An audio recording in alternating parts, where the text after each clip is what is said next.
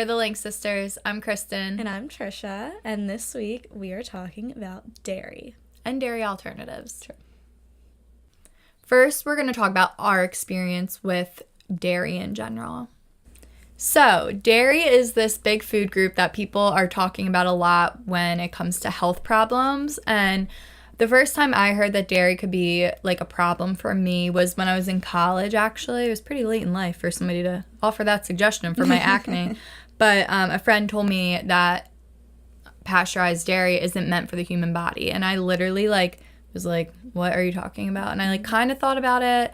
And then I was just like, that's way too hard to give up. And I just it kind of ignored it.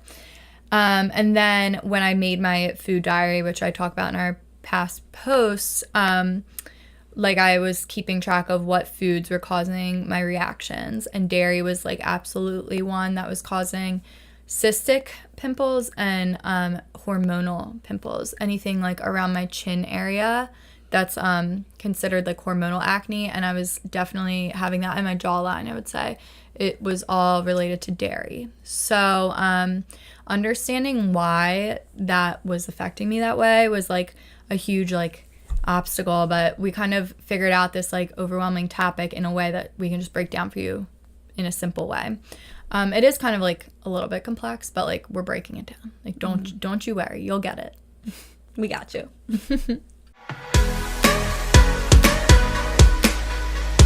So let's talk about an overview of dairy. So the first thing we should understand about dairy in general is that if you think about animals' milk or products from animal milk, they weren't really designed for the human body. And that was something I didn't really fully understand. But if you really think about the history of what humans have grown up consuming, even way before we had all of our modern systems in place and industry and agriculture and everything, for hundreds of thousands of years, we were not consuming this modern version of dairy. The only milk we were consuming was from our mother, aka breast milk. So for hundreds of thousands of years, people only consumed milk as a baby via breast milk, which has it's a raw form of milk with all of these nutrients. And basically what breast milk is a medium of nutrients from mother to baby to help that baby grow and develop, because obviously they're a baby, they're growing rapidly, they're building their system. So that milk is so nutrient dense and so easily absorbed for that baby. And once we reach a certain age, we stop drinking the milk and the mom stops producing the milk. That's naturally what happens. And we didn't naturally drink cow's milk back in the day. So with agriculture and with this business opportunity, we did start drinking cow's milk and animal's milk, and we call that dairy. And we would like to refer to it as conventional dairy, because there are definitely ways to have dairy in a more smart and beneficial way. But when you understand that overall concept, you'll realize why we could be having problems right now from our conventional dairy. Mm-hmm. It's also very deeply believed by everyone, including myself, that conventional dairy is a healthy thing. It has calcium, and where else would you get your calcium? Who else remembers Britney Spears got milk ads, and even Spice Girls and stuff like that. Mm-hmm. We were taught to drink multiple glasses of milk a day, and that was it was for years and years and years. So that's very ingrained in our beliefs that dairy is our main source of calcium, and that it's necessary, and that it's very healthy and beneficial to us. So some people might feel something's wrong with them if they can't handle dairy, but we kind of uncovered some of the actual science behind it and why it would be a problem. Now let's talk about issues with conventional dairy specifically. So a lot of health issues can stem from consuming conventional dairy, and that is because it is altered from its natural state through pasteurization. So pasteurization is just heating the milk or whatever it is at a high temperature, and that wipes out all of the bad bacteria, but it also wipes out a bunch of the good bacteria and nutrients as well. So it's in this new altered state, and that makes the intent is to give it a longer shelf life and get rid of the bad bacteria, but in reality it's getting rid of all the nutrients. Yeah. And then it's really hard for our bodies to break it down and digest it and everything. Yeah. So when a cow is like milked, that's raw milk that is coming from that cow. And basically what we do in our country is heat that raw milk and kill off the bad bacteria, give it a longer shelf life, all these things that are basically good business practices, but they don't benefit our bodies. And in addition to not benefiting our bodies, it's hurting our bodies. Mm-hmm. And this is why people can experience things like an upset stomach, acne, headaches, like all kinds of problems that stem from drinking dairy, eating cheese, like all those things. It's not strange if you have those reactions. Mm-hmm. All right, so what is raw milk? A huge reason people cannot tolerate conventional dairy is because they are lactose intolerant. And being lactose intolerant means that you can't break down the lactose, and it's super common and it's very valid. It's actually like 75% of like our population, give or take, can't break down lactose naturally and are lactose intolerant. So basically when we're babies, we produce that lactase to break down the lactose. A lot of us lose that lactase enzyme as we grow. And our milk, our pasteurized milk, does not have any enzymes to break down that lactose. So it's going into our bodies, and then there's nothing in our bodies to help break down that lactose. And that's like one of the reasons that we're having issues. So if you were ever told you're lactose intolerant by your doctor, like, don't think you're like something's wrong with you or something. It's actually exactly what should be happening. Raw milk actually naturally contains the enzyme lactase. So, when we pasteurize that raw milk for mass production, we're killing that lactase off, and then that's why people are having like that lactose intolerant reaction to the pasteurized milk. So you might be wondering, okay, if like raw milk has so many nutrients and has that lactase, like why wouldn't we all be drinking that? Why are we drinking the pasteurized milk? Why is that a thing? Well, what happened is, if you saw our post about conventional versus good quality meat, you'll know that animals are treated really differently when they're conventionally raised versus grass-fed or pasture-raised. So a lot of the animals back in the day were very conventionally raised when agriculture was just starting, and that raw milk, as you can imagine, was not healthy milk because it was not coming from healthy animals. They were raised in inhumane conditions with their not natural diet, and that in turn made the milk less healthy. If you think about the microbiome of a cow, it's going to be thrown off by an unnatural diet, it's going to be thrown off by poor lifestyle, and it's going to be thrown off by being around a lot of bad bacteria. That bad bacteria is going to raise and the good bacteria is going to lower. And when that happens, what is that milk going to taste like? And basically, what is it going to be made of? It's going to be more bad bacteria, less good bacteria type of thing. The microbiome's off, the product is off. So basically, that raw milk had a lot of bad bacteria, and people did get sick from it. But instead of getting to that root cause of, okay, the animal was sick, what the industry did was instead kind of blamed it on raw milk in general, like, oh, the raw milk is so unhealthy and so dangerous, and what the solution is that we'll do pasteurization, aka it's a cheap practice. It allows them to still sell people dairy in mass quantities. It gives them that longer shelf life and cheaper price and everything. So, and it lets them still farm the animals conventionally. So basically that's how pasteurized milk became the thing that we're all buying at the store. But in reality, that raw milk does have all of these great qualities, great benefits, and it's actually very, very difficult to get sick from raw milk as long as it's coming from healthy cows, grass-fed, organic cows.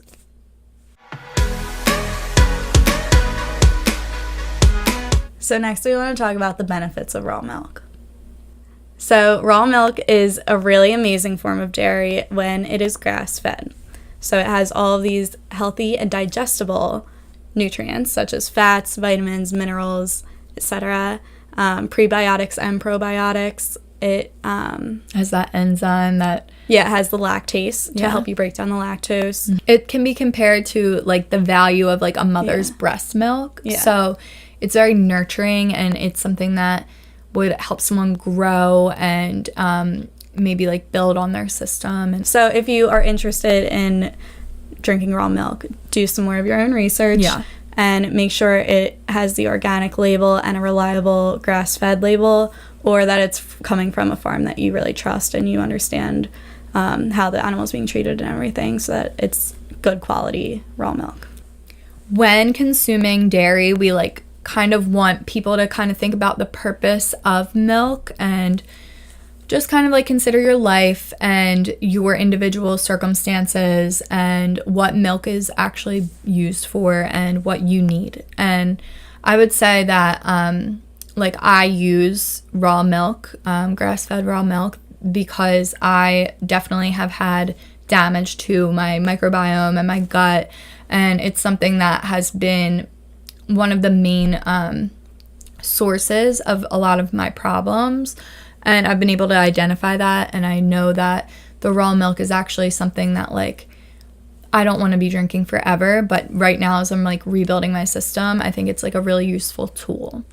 We've heard of people healing or alleviating symptoms of ulcerative colitis, folliculitis, like acne, and using it as a replacement for a mother's breast milk if for whatever reason they can't produce breast milk or something like that. It's like the closest alternative, some people believe. So it could be used to help somebody who's healing damage from like modern practices. Like for instance, some things that could really cause some damage to your insides are like overuse of antibiotics, using NSAIDs, which like would be like Advil or aspirin.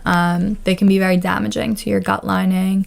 Having just like really poor lifestyle habits, like really bad quality sleep, or like going to bed really late and sleeping in, and being off on your like circadian rhythm, and eating like GMOs and that packaged fake chemical food that like those things are going in your body and just confusing the hell out of your body. So all of those things really can like mess with your microbiome, that natural healthy level of bacteria, and then also like the actual lining of your intestines, which you want to obviously be solid so that no particles are passing into your bloodstream. And I think that raw milk can be really helpful for somebody who's trying to fix all of those problems, because it has that nurturing combination of nutrients, enzymes, vitamins, minerals, probiotics, prebiotics. Like it has all of these things that, and it has that lactase to break down the lactose, so like you don't even have to worry about that.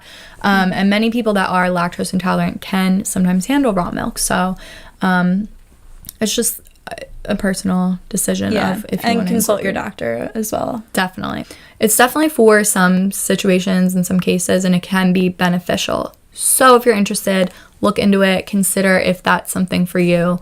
And also just understand that big picture of if your system is 1,000% healthy and everything, is it necessary to be putting an animal's milk into your body? You know what I mean?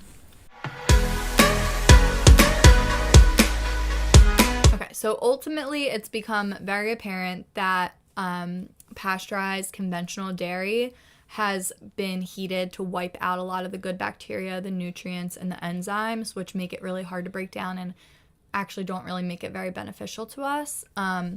So let's talk about like some of the problems you might be feeling still, like you might be still pulled to have dairy, and what we consider solutions that we practice in our lives.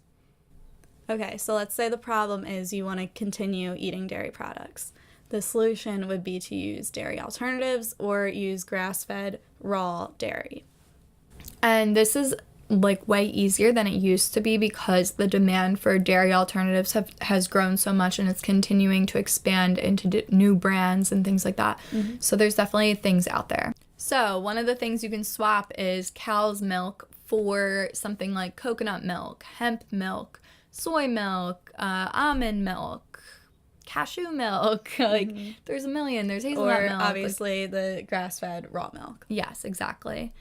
And you can research the difference between the different milks. We personally love specific milks that we'll get into later, but there's benefits to different kinds, and then some are just really good if you need to use like milk in your smoothies or your coffee or something. So those are milk alternatives. Another big thing is yogurt. A lot of people don't want to give up their yogurt, but there's all different kinds of plant-based yogurts out there that are actually really, really good. So there's like cashew yogurt. My personal favorite is coconut yogurt. Coconut yogurt's so great for you. There's like, I'm pretty sure there's like almond yogurt. There's yogurt that's made out of different plant materials like that. Or you could find yogurt that was made from raw dairy. So that would probably come from like maybe a small farm or something like that. So another thing that you might want to swap is the pasteurized cheese.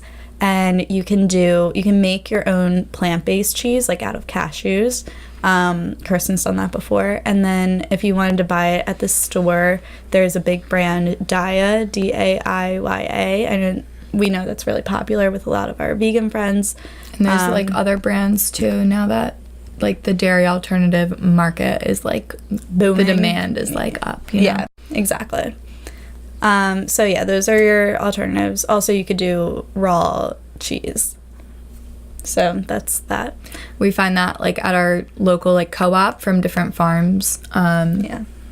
And you always want to look for organic or research the farm if you don't see that organic label. Grass-fed. Yes, you already know. Definitely. You know the deal. And then also another thing that you might want to swap is the pasteurized butter. Instead of that, you can do healthy oils like coconut oil, olive oil, avocado oil, etc.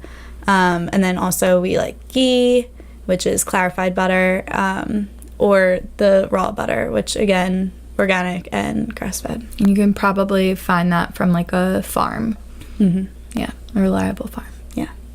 So another problem would be that you rely on dairy for your calcium intake. And the solution would be that there is a ton of calcium in other foods, such as plants. If you're truly worried that you're not going to get your calcium if you cut out dairy, just do a little bit of research first and see that there are other sources of calcium. You can get all of your calcium from plant-based foods, and lots of foods have a lot of calcium in them.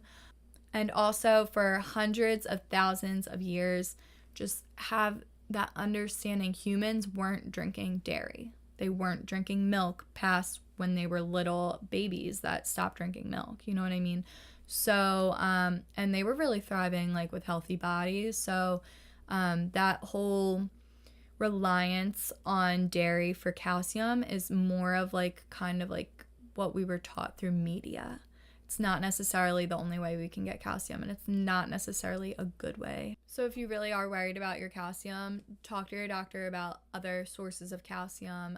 There's all kinds of things. There's nuts and greens and seeds and beans and more. There's so many things that you could get calcium from. So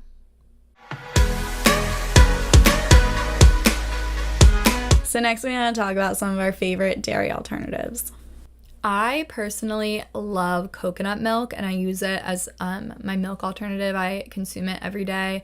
I use it in smoothies. I use it to make sauces. I mix it with nutritional yeast to make like a cheese sauce. I use it in chia seed pudding. I like use it in everything. It's so good. So our favorite brand of that is this Native Forest organic simple coconut milk. And we like this in the can because it's the ingredient list is literally organic coconut milk, which is organic coconut and filtered water. That is what coconut milk is made of. It's literally coconut and water, and it sits and it turns into coconut milk. So you can see right here, it says no gore or like gum gore or whatever. I don't even know if that's how you say that word, but it's USDA organic, so you know it's coming from organic coconuts, and it's basically, it doesn't have any bullshit in it, and we love it. We're here for it. We're here for it, and it is like a really healthy fat. So coconut milk is just great. And then the other brand that we like is Trader Joe's because it doesn't have those extra ingredients. Yeah, that also comes in a can. Yeah, and if we were stuck with only the options that have the gum or whatever, like the preservatives basically, every once in a while we'll settle. But we like really go out of our way for this one or the Trader Joe's one. Yeah. So that is our coconut milk that we always use. We also, I don't drink almond milk, but others in our family drink almond milk. Yeah. Just you have to make sure that it's made with organic almonds because if the almonds aren't organic, they're really heavily sprayed and it's kind of counterproductive. Exactly. If you're going to go out of your way to get almond milk, do it right. Yeah. And another big dairy alternative milk that I drink is hemp milk. I really like it in my smoothies. It's like got like those good anti-inflammatory fats, and it's obviously made from the hemp plant. So I feel like it's like very beneficial for my body. You could have things like soy milk or whatever, but I personally avoid soy. It's all depending on like what you want and what you don't want. The reason I don't drink almond milk is because I have weird reactions to almonds. When buying a plant-based milk, just focus on those ingredients, and typically you want to buy that organic. So that organic label and minimal preservatives, just simple, short list of ingredients. So our favorite dairy yogurt alternative is coconut yogurt, and we love coconut yogurt because it usually tastes really good and it's also extremely beneficial for your body. It's healthy. It has like healthy fat, and it also typically has a lot of probiotics. And you can use like a plain coconut yogurt to make like almost like a replacement for like mayo or sour cream or like those kind of flavors or those kind of textures. And then the actual flavored kind, like the fruity kind or vanilla or whatever, you could use in smoothies as like in your bowls. Like you can make like a yogurt bowl or a chia seed pudding bowl with it, or you can add fruit to it or whatever, and they're so good. And they're really good for you. Yeah. So this is our favorite brand, Lava or Lava. I don't really know how to say it, but all I know is I love it. It has a ton of nutrients. It has like more than your average yogurt would have of probiotics and also prebiotics. So the probiotics are healthy bacteria, and the prebiotics are food for that healthy bacteria. So it's really cool that this contains both. It's made with almost all organic ingredients. The only thing that's not organic is the plantains, but it's made with like coconut water, coconut cream, plantains, pili nuts, which I heard are really healthy, coconut powder, cassava root, lime juice, Himalayan salt, and then live vegan cultures. And obviously the flavored ones, they're naturally flavored. So the way they're flavored is like with the actual fruit itself. So if it was like a strawberry one, it'd be flavored with strawberries. Yeah. So it's just like really like all around so clean. And I literally feel better after I consume it. Like I feel amazing. So it's the best thing. We love it. There are other plant-based alternative yogurts as well. So there's like almond yogurt and cashew-based yogurt and things like that. But again, you want to look at the ingredient list. You want to look for no added sugar. You don't want fake sugar in there. Super counterproductive. Avoid things like the gum and like any type of like syrups or anything like that. You really just want like the natural ingredients, and you want to look for probiotics. Like some don't really have like a lot of cultures. They'll like be loud and proud if they have a lot of probiotics in there. Yeah. Also, if they have like anything like berries in them, make sure that's organic. Yes, because berries are high up on that dirty dozen list. Exactly. Yeah. So let's talk about cheese alternatives. Everyone loves cheese. It sounds impossible to give up, but I have given up cheese, and Trisha, I basically have. Yeah, and you I'll don't eat really it. have Like trouble with that. Yeah, I really don't. Honestly, like I pretty much cut out all dairy without even realizing it, and I don't miss it at all. Because she started to kind of pretty much eat like me, and so unconsciously she kind of like stopped eating dairy. Yeah, if you're trying to, it gets better. I promise. I don't even think twice about it anymore. Well, our favorite dairy alternative, which is like iffy if you could call it like a cheese alternative, but nutritional yeast, and we've talked about this many times. We're obsessed, and it has this like nutty Parmesan flavor. So like we sprinkle it on all types of things, and it gives it that flavor. You also could make your own cheese alternative with something like cashews, and usually like they add this to it to give it that flavor. Yeah. But it's super good. We use the Bragg brand. It does not say certified organic, but I never have seen like a organic one, so it might be that kind of food that like is like naturally organically grown or something. I'm not really quite sure. I haven't done research into why it's not listed as organic, but this is a good brand, and I really hold it up. I haven't had any problems with it. Let's let you see it.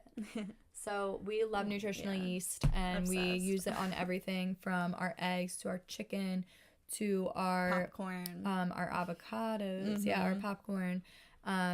We make like sauces with it. We put it on our veggies. We put it on like, I literally put it on everything. Yeah, I could eat it by the spoonful probably, which is disgusting.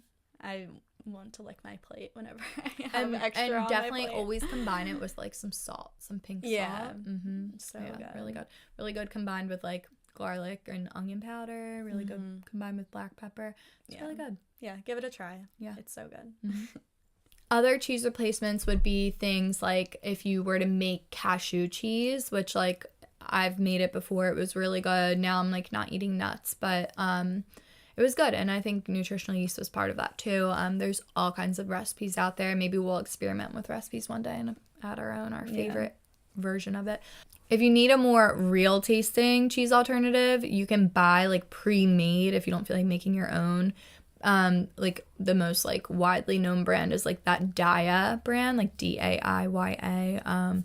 I don't usually use it because I'm like allergic to nightshades, and potato starch I think is used in a lot of their things, so I can't have potatoes. But I know a lot of vegans that use that cheese alternative, and they do everything from like cream cheese to like shredded cheese to like blocks of cheese, you know what I mean? And then the other alternative, which I used as I was easing away from cheese, was just buying like raw dairy cheese, like from grass-fed cows. And I found that at our local co-op. They had all types from like local farms. That was only, I use that to like kind of ease myself from cheese. Gotcha. So, yep. So one thing that we use to replace regular butter is ghee, which we have talked about before on our Instagram. Ghee is a form of butter that is heated to take out the milk. And so it's like basically very similar taste to butter, but kind of its own taste, and it doesn't have the lactose in it. So this is our favorite brand. It's called Fourth and Heart. Love it. It's really good, and actually it's really good mixed with nutritional yeast, actually. What isn't good with nutritional yeast? Seriously. Another butter alternative could be like healthy oils, like coconut oil, avocado oil, olive oil, like using those on your vegetables or something in place of butter can be really good, especially if you use the right spices. It can be delicious. And then you can also get like the raw dairy butter. If you get like raw butter from like a trusted farm, that can be really good too. Yeah, and try and get that grass-fed as well. Yeah, definitely. So going dairy-free is actually, it can be overwhelming and hard, but it probably is going to be easier than you think if you're thinking of taking the leap. Trisha did it without even realizing she was doing it. I eased myself out of it, and now I don't miss it. If you do experience issues from conventional dairy, just know that that's very valid and actually very expected, and there's lots of reasons why that's happening, and it's actually logical that it's happening. But with like everything we said, all of that advice, hopefully you can kind of make some like more informed decisions moving forward of what you buy at the grocery store and what you order from local farms or from like the drop-off / pickup type of scenario that we described in our meat post. So yeah, I feel like dairy is definitely, it's something that might feel like, oh, I can never give that up, but I'm telling you, they make it easy now because there's a huge demand. Exactly. So if you liked watching and listening to this video, you can find us across all social media: Instagram, The Link Sisters, YouTube, The Link Sisters, Apple Podcasts, The Link Sisters, and our blog, thelinksisters.com. And if you have any questions or suggestions or anything, please reach out to us. Or if you are making any changes at all because of what you've learned from us, please let us know, even if it's the smallest change or the biggest change. We want to hear it. We want feedback. Yeah, really it makes bad. us feel great to hear from you guys. It's not just about how it makes us feel, though. Like, it really is, like, we want to, like, put this out in a way that makes it easy to understand, because we, like, couldn't really find sources that were, like, broken down in, like, normal terms. So if that resonates with you, if it helps you, share it with people who need it, and just comment and like and subscribe and all those things that people say. Like, but really, though, please do. Please do. Yep. All right. Thank you so much. Yeah. Keep shining.